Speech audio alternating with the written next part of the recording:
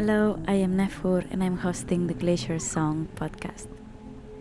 I create unique music using the sounds of Icelandic glaciers and my voice as the only instruments. I explore deep listening and embodied connection with nature. I use my sexual energy as my creative power and compass to build a life of freedom and meaningful connection with all life forms. Welcome to the journey of the Glacier's song.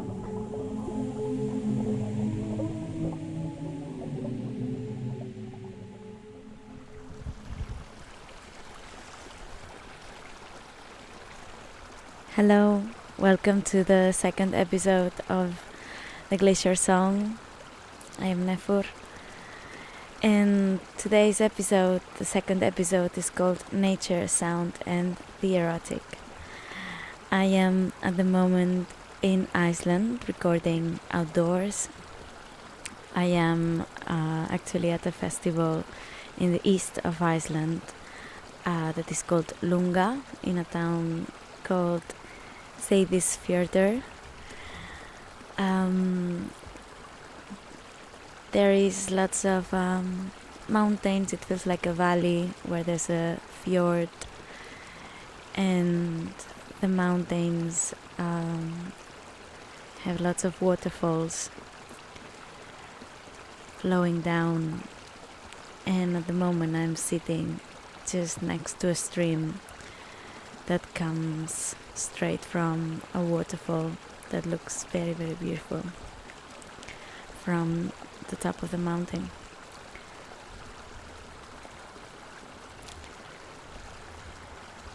So, nature, sound and the erotic. Why are we talking about this here in the Glacier Song? This is a connection that I am exploring at the moment in my life and in my music, because usually they really go together. And it will be a central part of my new album, Glois, which I'm creating with the sounds of glaciers and my voice, and which song lyrics are touching into this connection, really, of nature, their sounds, and how that enables and empowers the erotic on us. And I think first would be very nice to clarify and to give some ideas on what the erotic means and what this sexual energy I'm talking about. What are we really talking about? It's something that I felt immediately when I went to Iceland and was listening to the glaciers in my first trip. And that's something that emerged in me, and that it has been a long journey actually to understand and to put into words, and I'm finding more clarity as I go. Here at Lunga, the festival I am, there's a reading room which I went yesterday, and it had a book. One of the books that was on the shelf was Your Silence Won't Protect You by Audre Lorde, and it's a book I've been having on my list for a while, wanting to read very specifically the chapter of the uses of the erotic, because I know that Audre Lorde talks about the erotic as power, and I know that that's what I am also talking about. So I read the chapter in that reading room yesterday, and it gave me a lot of clarity to actually come up with my own definitions of the erotic, and I'm very excited to share that with you in this episode, what it means, this erotic, because very often it has been confused and made superficial as a way of controlling especially women and So that power of the erotic gets suppressed, and we go away from it because we fear being sent as superficial or suspect. The erotic, just for starting, it comes from Eros in Greek. Eros means love. It's rooted in love.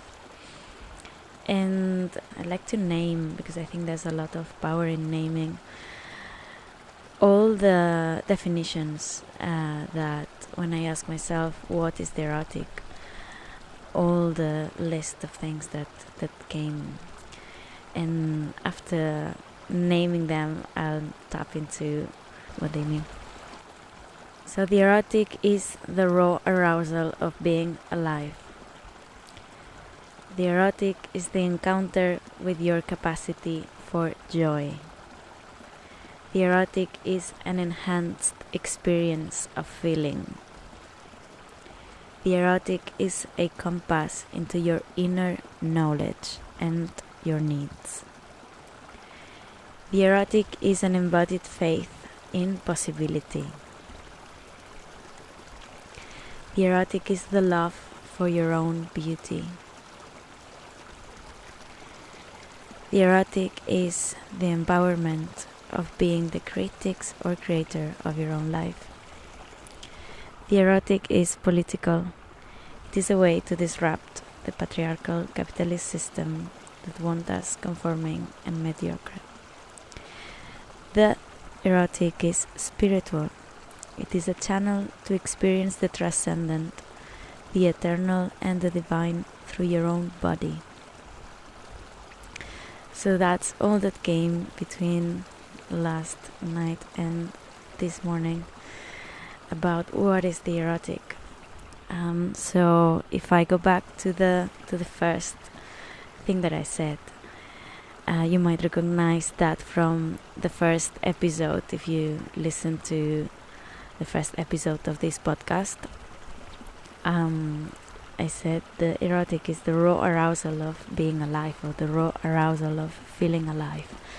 So that's how I felt when encountering the death glacier, where there was a lot of space, there was a lot of emptiness, there was no other perception of life almost other than my own in the landscape, and that really enhanced that, and that really enhanced the aliveness that we are living through this body and through this experience of being here present at this moment. And it is an aliveness that is really felt. It is exciting. That's why it's connected also with this erotic, with this sensual energy, with this arousal and enhancement of the experience of feeling, which is another one that I wrote. So everything that you feel in the touch of the erotic, if you're connected to that, everything that you feel is enhanced, is more full, is more alive, is more deep. Yes. And that just feels very, very powerful. And it gives a lot of meaning and guidance to your life. You become aware of how much joy you can feel by being alive, but being in this life presence. You become aware of how much joy you can feel, and by getting in touch with that fullest potential of joy, which Audre Lorde talks about, you know what feels good in your life, you know what feels joyful, you know what feels exciting to a level that you are at your fullest expression and you're living your life at its most. So that's also why the erotic is a compass and it's a guidance, because you know how it feels, you know how it is to feel that joy, to feel that excitement, to feel that arousal that can be in any area of your life. And because you know how it feels, you search for it, and that's your standard. And also, it guides you through what your body needs. Because basically, you are very able to tap into what feels good. And you recognize also what doesn't feel good. And from there you can already make a lot of decisions that will transform the way you live, the way you create, even the way you love, perhaps.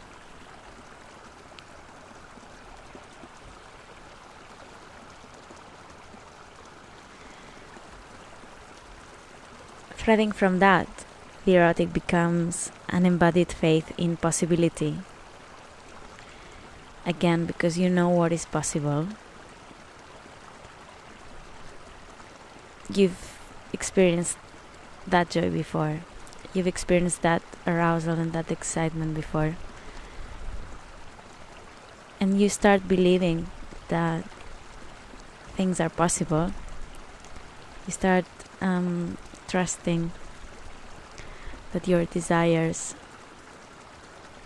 are possible. And it's just magical that this can just happen by embodying that desire, that energy, that feeling. So finding ways to get in connection with that sense of the erotic, getting in touch with the sense of your own pleasure, getting in touch with your desire, with your beauty, then it's here. Then possibilities are open. And then it's easier to have faith in the possibility of your dreams coming true. Also a very important one, it is the love for your own beauty. That's very transformative, and that's very important. Because we are, especially women, we are conditioned to look up for other standards of beauty outside of ourselves. We are conditioned also to compare ourselves, to compete. And that's, of course, a way of the system to keep us small and disempowered. But when we connect with loving our own body, loving our own beauty, feeling it and walking it, it's about walking how much you love yourself. And of course, that's not like from one day to the other. That takes time. And that takes practice, but it's worth it. It's worth it. It's worth it. It's worth it. It's worth it. And it opens up a lot of magic, and again, a lot of possibility that we were talking just a minute ago.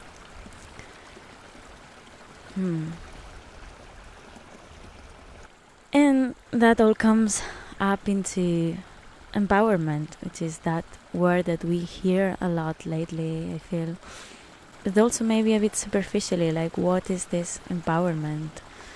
So if we feel love for our own beauty, if we feel our life is full of possibilities, if we feel joy through our days and through our lives, that's super empowering, and that helps us create our own life, our own experience.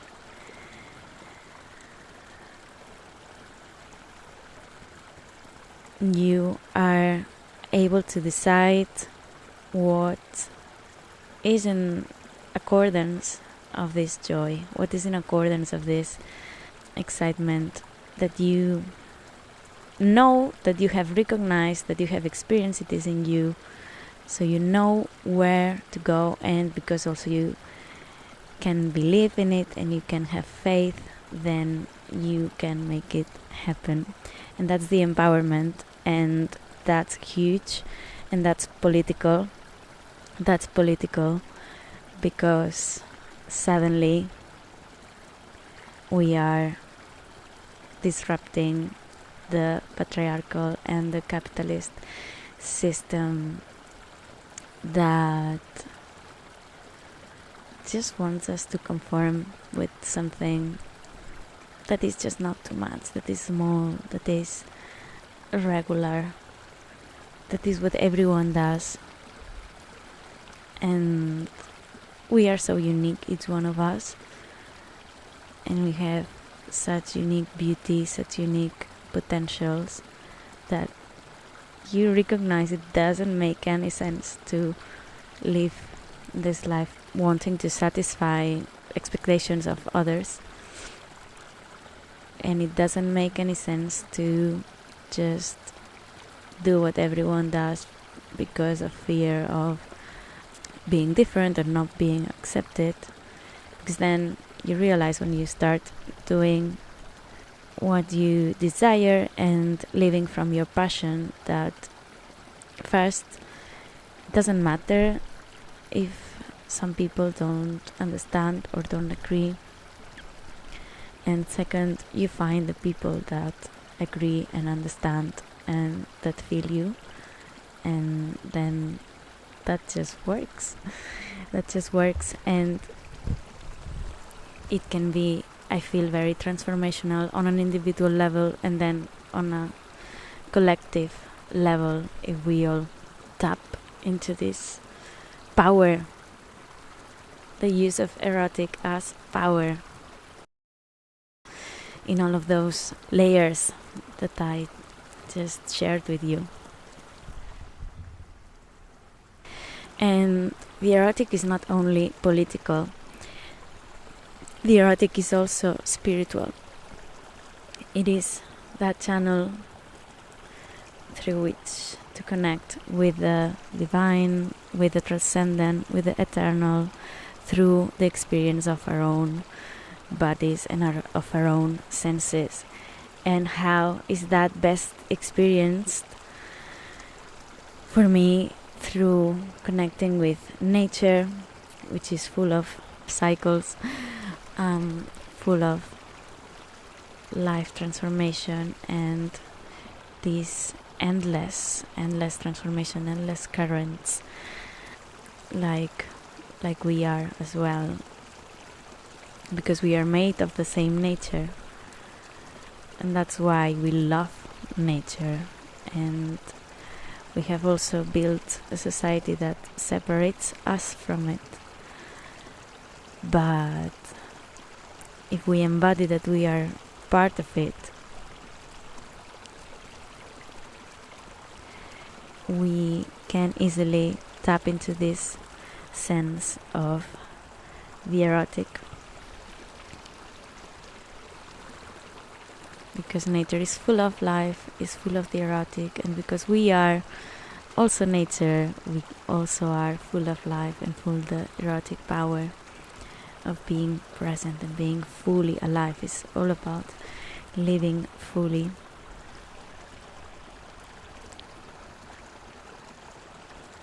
Outre Lord also talks about what is not the erotic, because it's been assimilated to something superficial, sensation without feeling, abuse, disposable use of feelings. So that's all not connected at all with the erotic, which is, it has depth and it has feeling overall.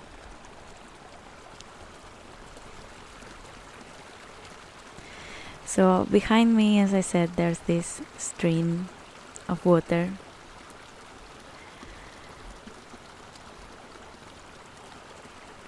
I feel sometimes we don't give enough attention to nature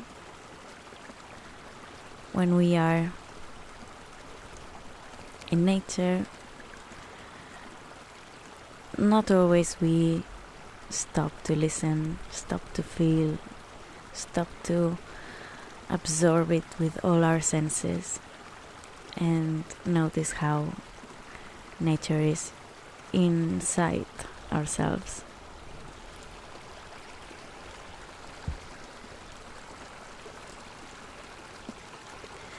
The sounds of water are very special to me,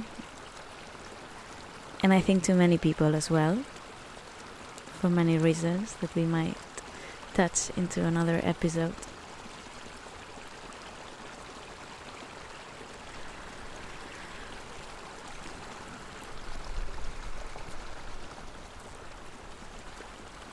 The sounds of water are what I've been exploring and what I've been working with. The music I've been doing lately for different projects and also for the album I'm creating with the sounds of glaciers.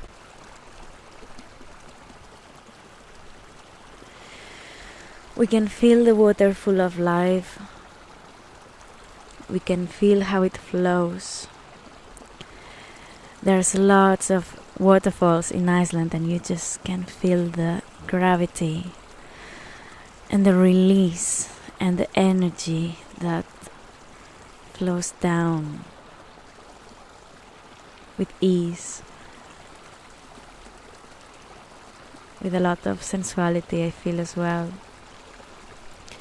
with a combination of male and female energies in the waterfalls, in that fluidity and effortlessly flowing down of the female energy and the vessel that it creates, and with the direction and impulse of the male energy.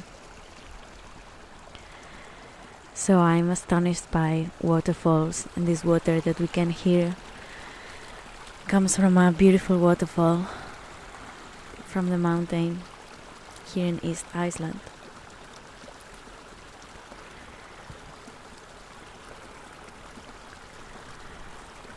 I also love how water flows from the mountains, from the glaciers, from the snow. It melts and falls and flows into rivers, into streams. And we can imagine, we can feel the rivers inside ourselves, the rivers of our blood, the rivers of our own fluids, of our own body fluids, how they flow inside us through all our body.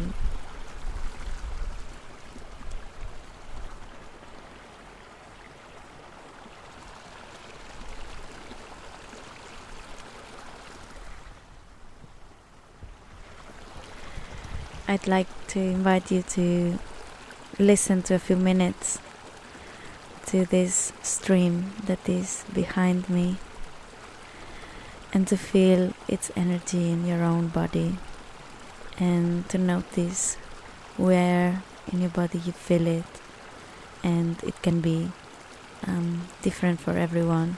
That's about your own experience. So I'll leave the mic for a couple of minutes next to the water, and I'll invite you just to feel, and after that I'll recite a poem of mine about sexuality and water.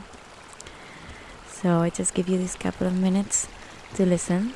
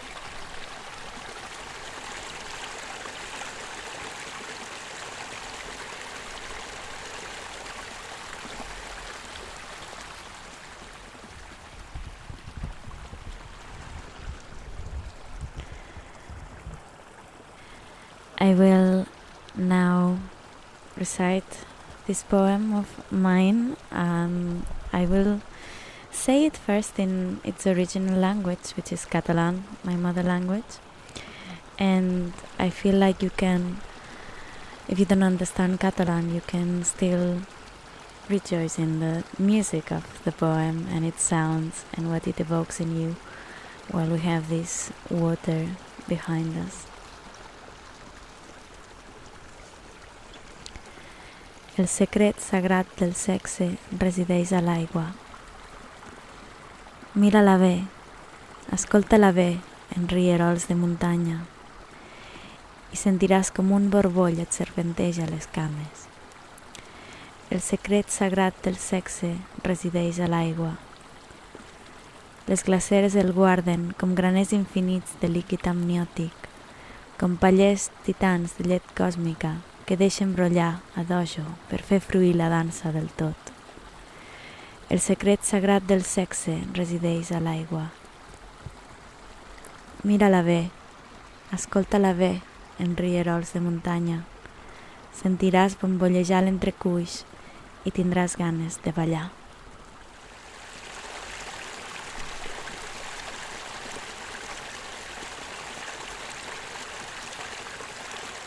Now my translation in English. The sacred secret of sex resides in water. Look at her well, listen to her well in the mountain streams, and you will feel the kiss of a serpent fizzing up your legs. The sacred secret of sex resides in water. The glaciers store it like endless granaries of amniotic fluid, like titanic vessels of cosmic milk which they let flow to enable the dance of the world. The sacred secret of sex resides in water. Look at her well, listen to her well on the mountain streams, and you will feel your crotch bubbling, and you won't be able to stop dancing.